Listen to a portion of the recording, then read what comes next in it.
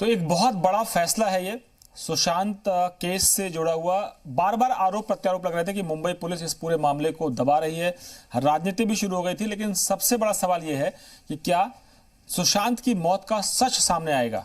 ये मिस्ट्री है, ये आत्महत्या है या मर्डर है, ये सुसाइड है या मर्डर है। इस मिस्ट्री को सुलझाना है सीबीआई को, और सीबीआई को इस मामले में तह तक पहुंचने के लिए जो सबूत चाहिए, क्या वो बचे हैं? क्योंकि ये आरोप था बिहार पुलिस का कि एक एक करके मुंबई पुलिस इन सबूतों को नष्ट कर रही है। यानी सबसे बड़ी चुनौती अब सीबीआई के सामने होगी कि वो उन सबूतों को इकट्ठा कर ले, समय रहते उनको सुरक्षित कर ले, जो आगे इस केस में काम आने वाले हैं। सवाल यह है कि आखिरकार जिस बात को लेकर इतना संघर्ष चला, जिस बात को लेकर इतना विवाद हुआ, उसमें सुप्रीम कोर्ट के इस फैसले के बाद क्या सच सामने आएगा? क्योंकि सीबीआई को भी जांच करनी है, वही एजेंसियां हैं जिस तरह से जांच करती हैं, लेकिन जाहिर है कि अब ये मामला कुछ इस तरह का हो गया है कि बिहार बनाम महाराष्ट्र हुआ, फिर बीजेपी बनाम कांग्रेस और एनसीपी हुआ, और फिर जेडीयू कूद गई इस मामले में, क्योंकि बिहार की अस्मिता से जुड़ा हुआ सवाल था। यानी इसमें बहुत से ऐसे पहलू हैं कि जो आपको देखने पड़ेंगे, समझने पड़ेंगे, और इसमें बॉलीवुड में दो खेमे बन गए। एक खेमा वो था जो कहता था कि बाहर के जो लोग आते हैं या जो मुंबई में अपना सपना लेकर आते हैं, उनको कैसे एक पूरा गैंग जो है वो उसको खत्म करने की साजिश रचता है। कंगना रनौत का बयान अगर आप देखें, इसमें बहुत से ऐसे कलाकार जो है वो शामिल हो गए जिन्होंने कहा एक एक करके उभरते हुए कलाकारों को एक पूरे प्लान्ड वे में वो गैंग खत्म करती है।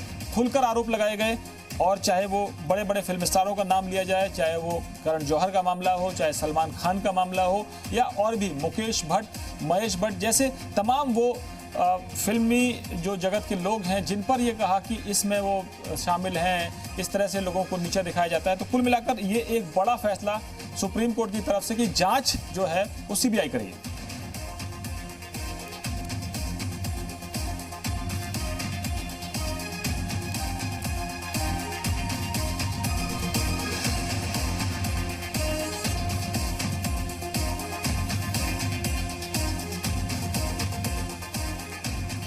तो दो मेहमान जुड़ रहे हैं।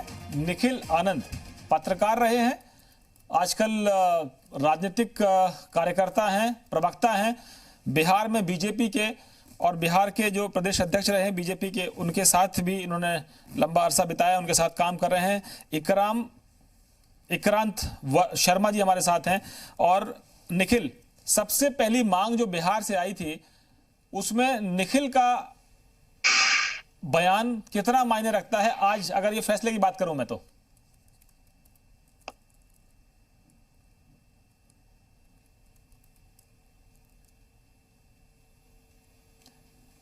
निखिल, आप तक मेरी आवाज पहुंच रही होगी?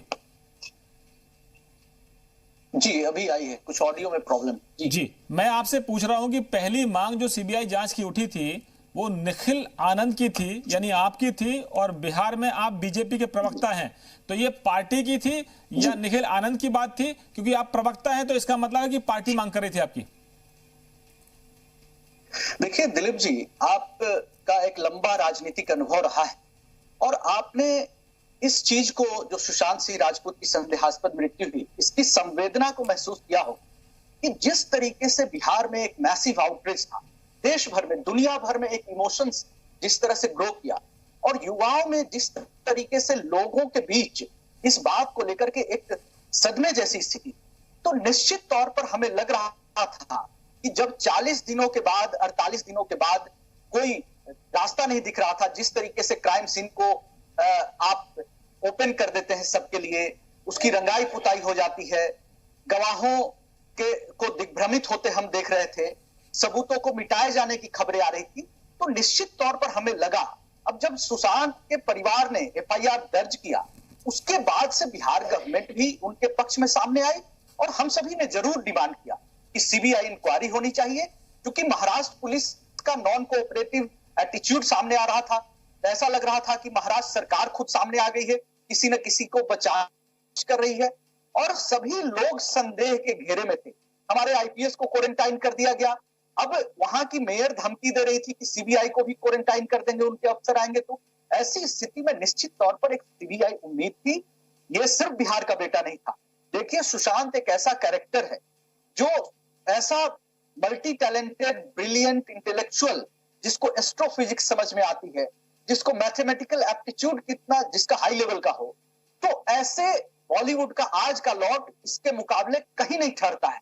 ये बॉलीवुड के माफिया और बेबी बाबा ब्रिगेड, जिनके hand in gloves with Mumbai police के लोग के साथ इनके अच्छे संबंध है, सालाना फंड रेजिंग करते हैं ये, और महाराष्ट्र सरकार में भी कुछ ऐसे न ऐसे तत्व है जो इनको बचाने की कोशिश कर रहे हैं। निखिल तमाम जो सबूत दिख रहे थे, जो आपके चैनल के माध्यम से, दूसरे चैनल्स के माध्यम से आए, तो लग रहा था कि संदेह के घेरे में आते हैं और इसके सीबीआई एक उम्मीद दिख रही, तब हमने मांगी। निखिल, ये तो एक पब्लिक सेंटिमेंट की बात कर लूं, मैं बिहार के एक ऐसे आइकन की बात कर लूं जिसका सूरज अस्त हो गया।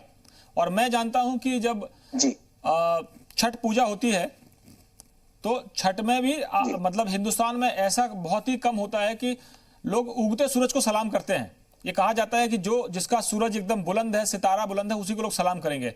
लेकिन बिहार के लोगों की तारीफ इस बात के लिए, या पूर्वांचल या पूरा आप उत्तर प्रदेश भी कहें, कि कुछ लोग हिंदुस्तान में हैं जो डूबते सूरज को भी अर्घ देते हैं। मैं आपसे जानना चाहता हूं कि एक व्यक्ति के तौर पर, एक नेता के तौर पर बात नहीं कर रहा हूं मैं, एक आप पत्रकार भी रहे हैं, सुशांत सिंह राजपूत का जाना उन सपनों का मर जाना है जो पूर्णिया या दरभंगा या छोटे छोटे कस्बों से जो लड़के निकल आते हैं और सपना देखते हैं कि हम मुंबई जाएंगे और बॉलीवुड में एक बेताज बादशाह की तरह, हमारा शहंशाह की तरह स्वागत होगा और हम नाम कमाएंगे। आपने कहा एस्ट्रोफिजिक्स का उसका एक अपना नॉलेज है, उसकी पढ़ाई लिखाई है, उसका IIT में पढ़ना, ये एक बात है। लेकिन मैं सिर्फ ये जानना चाहता हूं कि जो बॉलीवुड, जो मुंबई नगरी, माया नगरी हमको सपना देखना सिखाती है, वहां इस तरह से सपनों का गला घोंट दिया जाता है। व्यक्तिगत तौर पर इनके परिवार से आपकी बात हुई होगी, कुछ बातें ऐसी हैं जो मीडिया में चलती हैं, पॉलिटिक्स में चलती हैं, या सबके सामने आ जाती है। कुछ ऐसी बातें होती हैं जो सामने आने में भी वक्त लगेगा, क्योंकि CBI जो है वो भी जांच करेगी।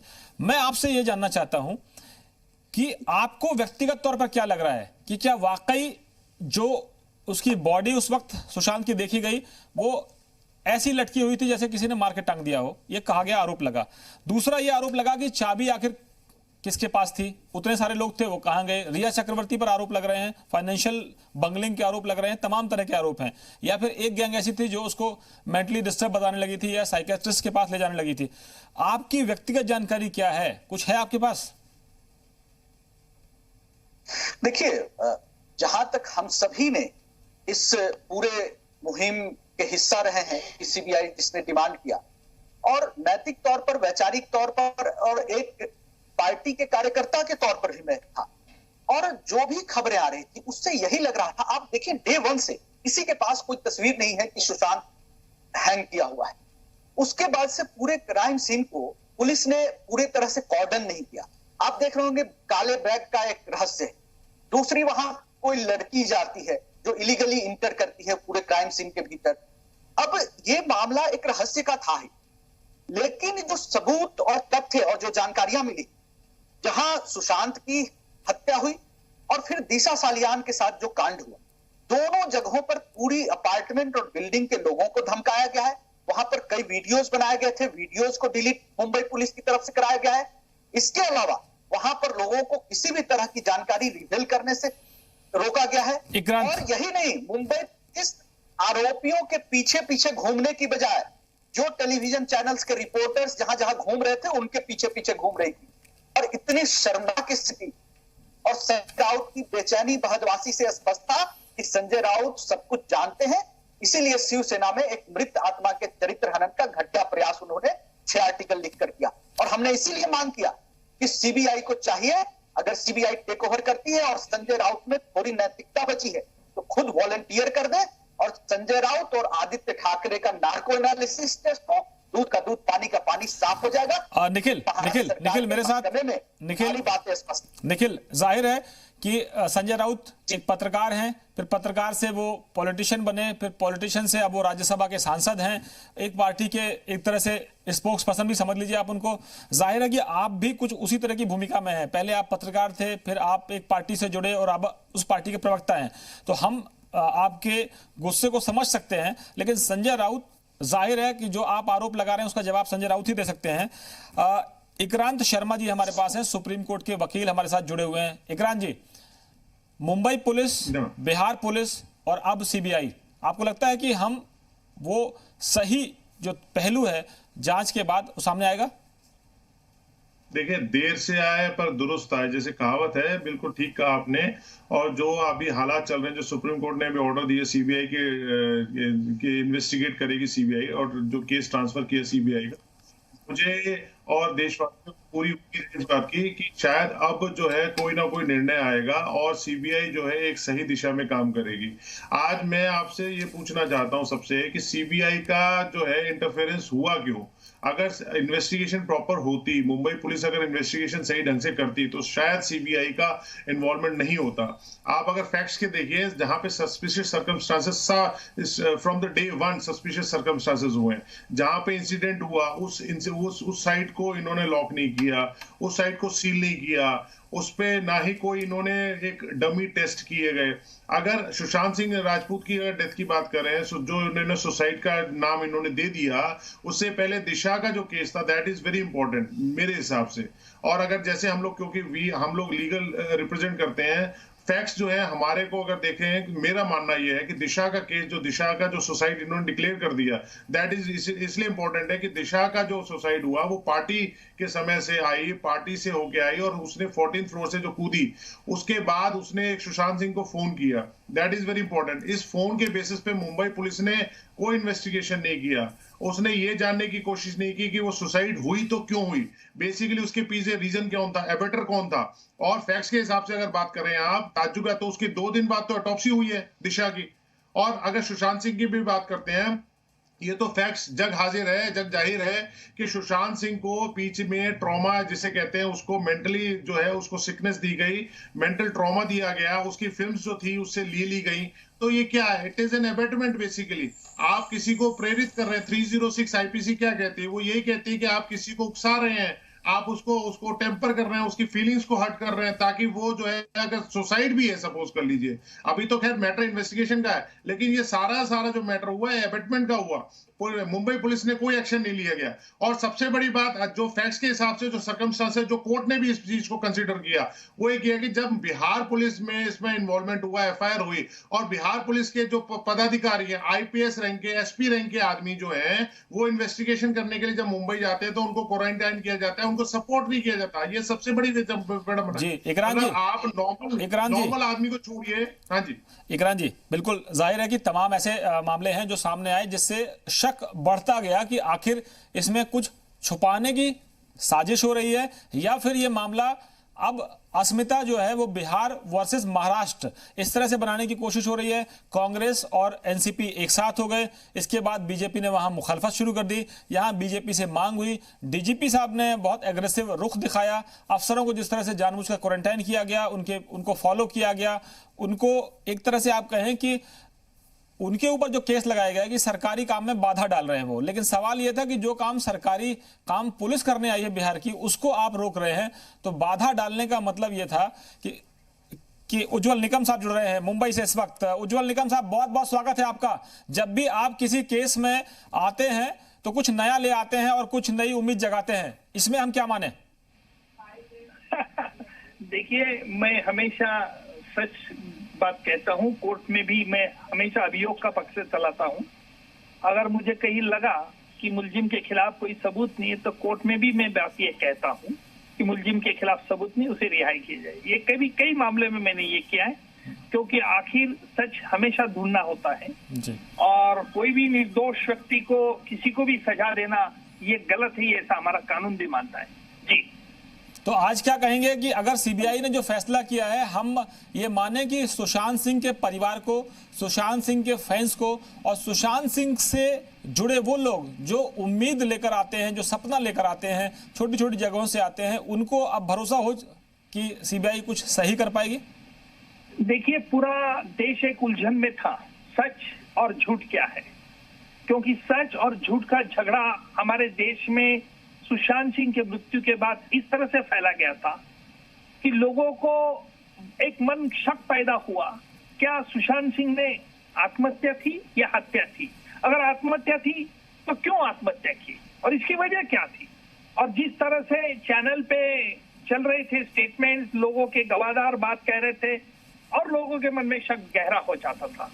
और जब बिहार के पुलिस खुलेआम बंबई पुलिस के आरोप कर रहे थे, बिहार के डीजीपी साहब पांडे साहब ने जिस तरह से मोर्चा ही संभाल लिया था कि भाई बंबई पुलिस को, महाराष्ट्र पुलिस को जिस प्रकार उन्होंने किया, इस प्रकार उनको उनकी बॉडी लैंग्वेज, उनका बॉडी टोन, इमोशनल लैंग्वेज, इस प्रकार से लोगों के मन में गहरा डाउट होते जा रहा था।